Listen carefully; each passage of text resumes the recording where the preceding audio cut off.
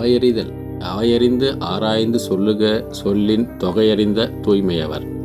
குறளெனும் முப்பால் திருவள்ளுவரெனும் முதற்பாவலர். விளக்கம்: அவையின் தன்மை அறிந்து அதற்கேற்ப ஆராய்ந்து சொல்லை சொல்ல வேண்டும். சொல்லின் தன்மையையும் முழுமையாக அறிந்த தூய்மை உடையவர். இதை ஒரு வார்த்தையில் சுருக்கமாக சொல்ல வேண்டுமானால் அவையும் அறிவும். இதோ அடுத்து வருகின்ற ஒளிப்பதிவில் அவையறிதல் பற்றி ஒரு எடுத்துக்காட்டுடன் காண்பிக்கப்படுகிறது. நன்றி.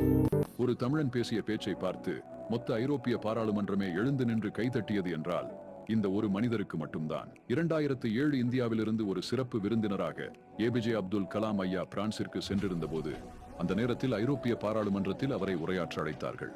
மேடைக்கு சென்று அப்துல் கலாம் தமிழின் மகத்தான புறநானூறு நூலின் ஒரு வரியை எடுத்துரைத்தார். யாதும் ஊரே யாவரும் கேளிர். அதாவது எல்லா ஊர்களும் எங்கள் ஊர்கள், எல்லா மனிதர்களும் எங்களுடைய உறவுகள் என்று பொருள். இந்த சொல்லை ஆங்கிலத்தில் விளக்கி பேசும்போது அங்கிருந்த பாராளுமன்ற உறுப்பினர்கள் அனைவரும் எழுந்து நின்று கைதட்டி பாராட்டினார்கள். இது தமிழில் பண்டைய கால இலக்கியம் உலகிற்கு சொல்லும் மனித நேயம், அன்பு, சமத்துவம் ஆகிய செய்திகளை வெளிப்படுத்தியது.